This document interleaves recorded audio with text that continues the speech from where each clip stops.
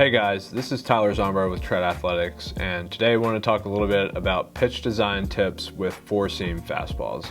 So there are a few things that jump to mind here about what we can do in terms of improving your four-seam and specifically how we can target this with pitch design. First, I want to talk about really what are we probably trying to do if we're improving a four-seam in a pitch design session. More times than not, odds are we're chasing after induced vertical break. So we're trying to get more carry or more hop to that fastball.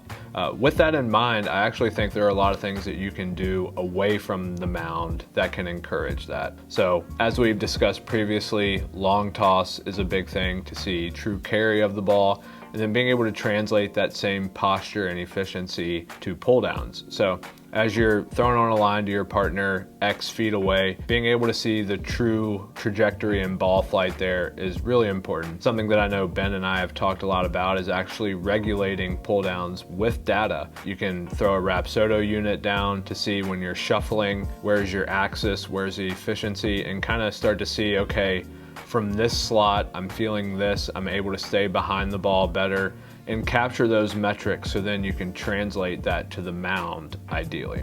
So that's one tip that I have, is really just utilizing long toss to see the ball flight. Again, with pull downs, you can regulate those with your eye or with technology and try to match that and transfer it to the slope. Getting to the slope, one thing that I have seen with athletes is different compensations to different parts of the zone horizontally. So oftentimes guys can get a little bit lazy when they're throwing the ball to the arm side of the plate. Maybe their slot drops a little bit, or they just kind of push the ball there. And when they do that, typically you see induced vertical break go down. On the inverse side of that, you can see guys who really stay on the ball, stay behind it, rotate well, get to a later release point. They're now able to really flush that ball to the glove side third of the plate. In specific, I've seen examples of this in-house working with athletes where carry to the glove side could be 20 plus inches, and to the arm side they're living 12, 13 to 15 inches. So a huge difference there, and of course that's also going to correlate to swings and misses or not based on where they're throwing the ball in the zone.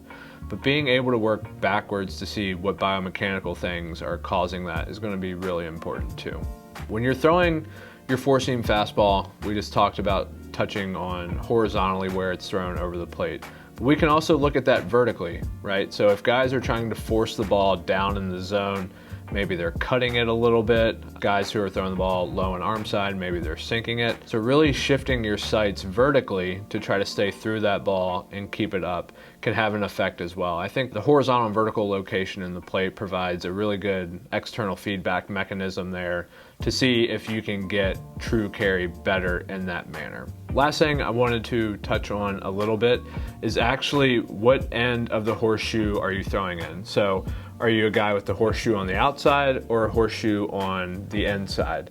And so in thinking about that, from what I have seen and hearing from a lot of older coaches as well, guys who have thrown with the horseshoe on the inside are more susceptible to cut the ball because as our middle finger is a little bit longer, you're actually going to grab that seam a bit later, which can promote cut. Whereas the horseshoe on the outside would promote a little bit of the opposite, where the fingers are coming off at the same time.